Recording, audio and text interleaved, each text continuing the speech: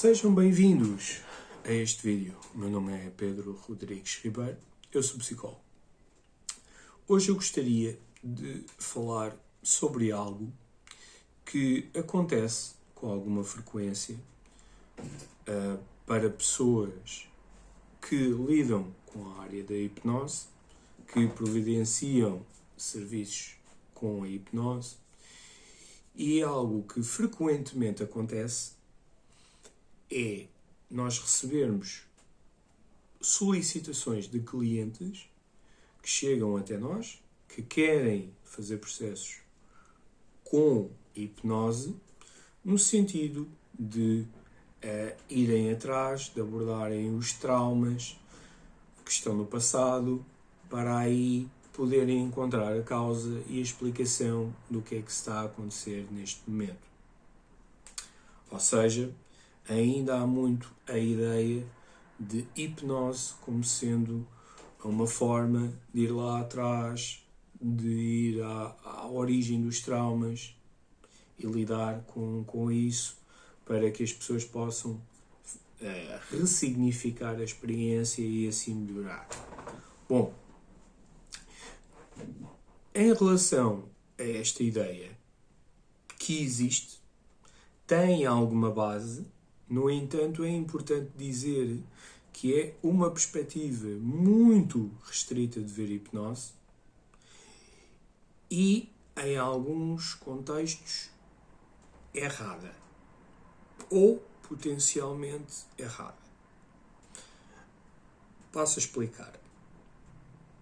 A ideia de a pessoa ir atrás na sua vida, na sua história, nas suas relações, ir à origem de um trauma, não é uma ideia de hipnose. Ou seja, não foi a hipnose que conceptualizou este movimento, esta explicação, esta forma de trabalhar. Esta maneira de ver o trauma, a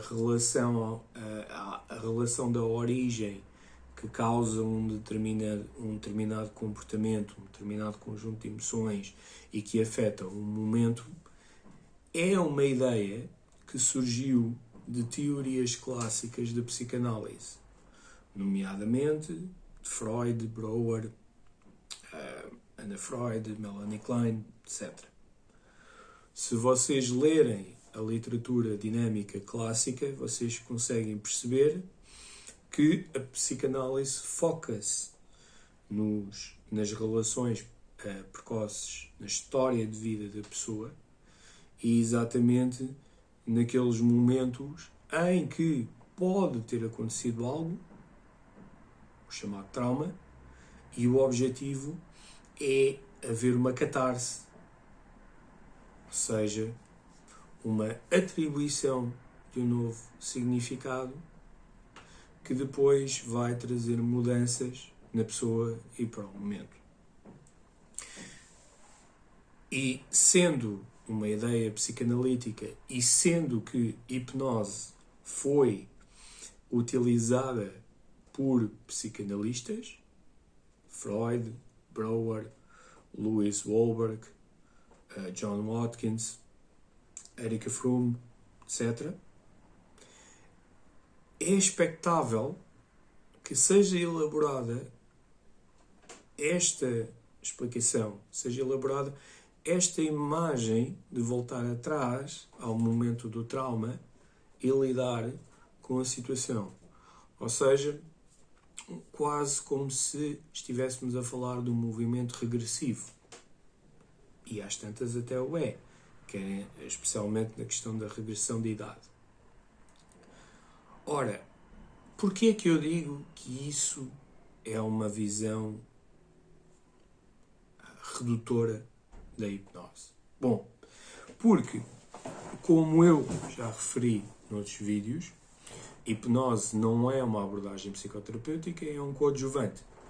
O que significa que aquilo que é a explicação de outros modelos teóricos é depois inserida com a hipnose.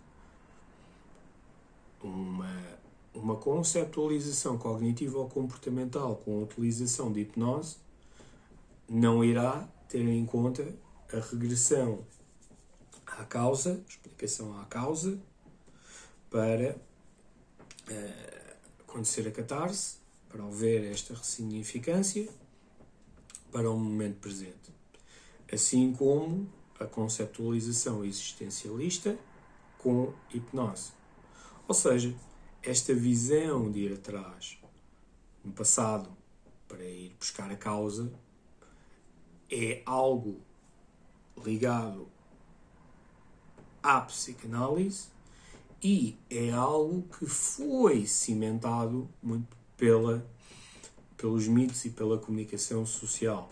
Quando eu digo comunicação social, estou a falar de textos que são escritos, alguns artigos qualitativos, passagens na televisão, programas do daytime onde hipnoterapeutas são convidados a falar e a demonstrar algumas práticas e então utilizam estas técnicas em particular e hipnose fica associada, e toda a utilização de hipnose fica associada a esse procedimento, a esse modelo específico. Há alguma literatura em termos de romances e mesmo filmes. Estou-me a lembrar agora de um filme chamado Regression, com o Ethan Hawke e a Emma Watson, onde as abordagens hipnóticas e de regressão são utilizadas para se ir atrás, para se perceber a causa ou um momento específico em que, se eu não me engano, a personagem de Emma Watson foi abusada ou violada. E, portanto, isto é uma concepção, não é a concepção.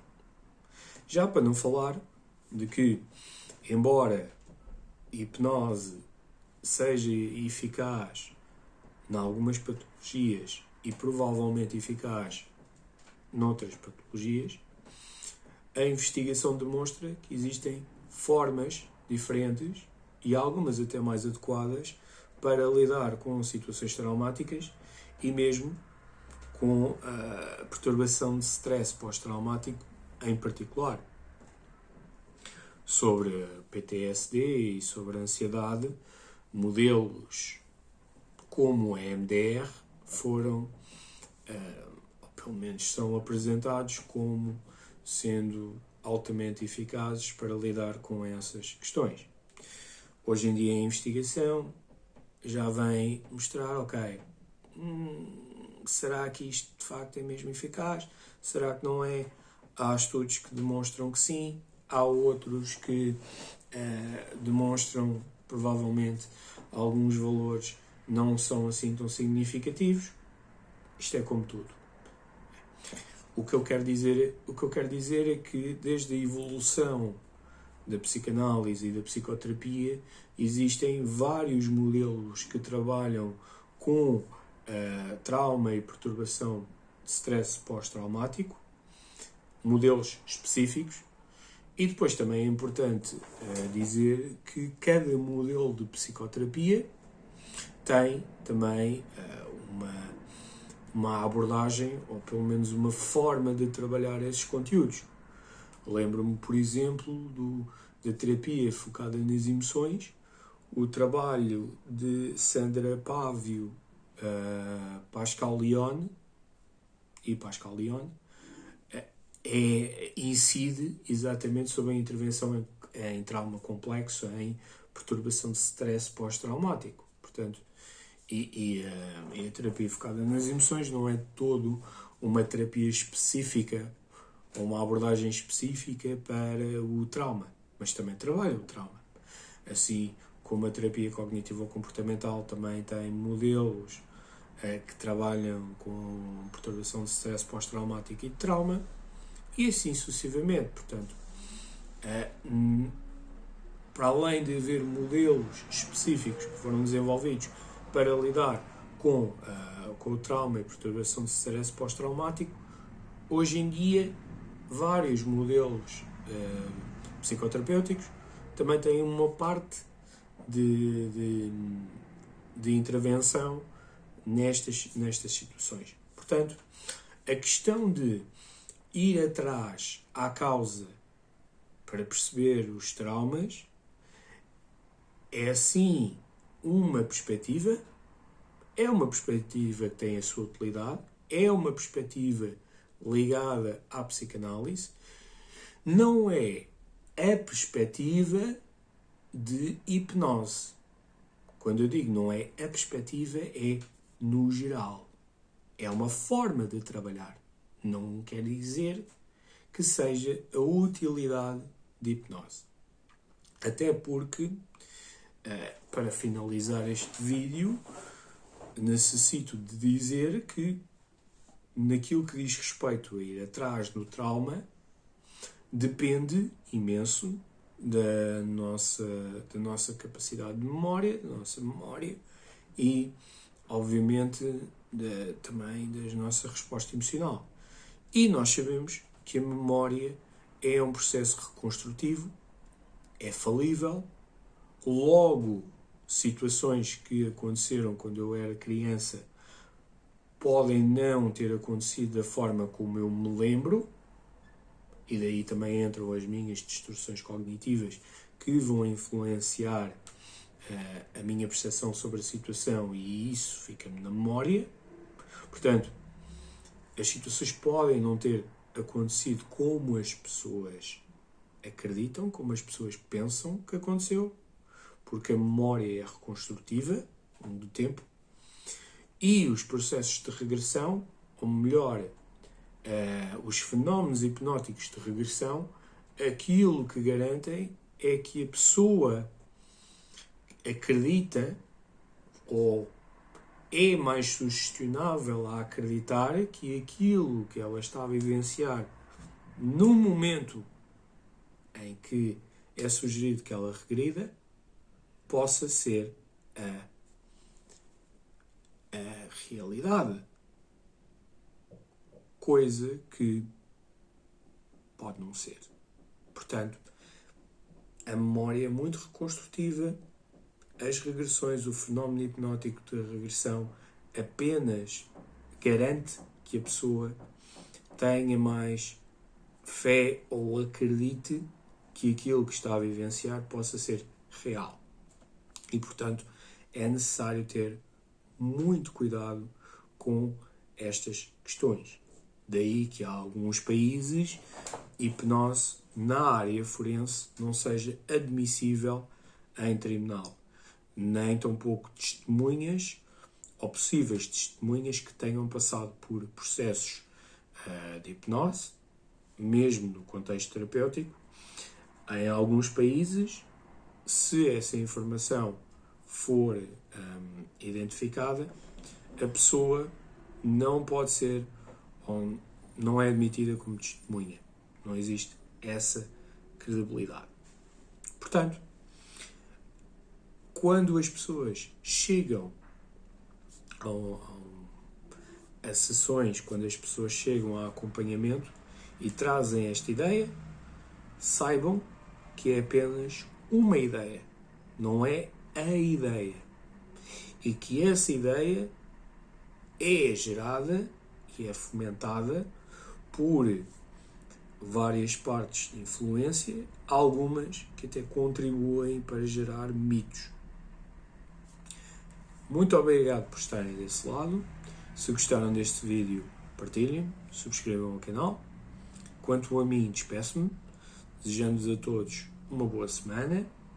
Fiquem bem, protejam-se e vemo-nos no próximo vídeo.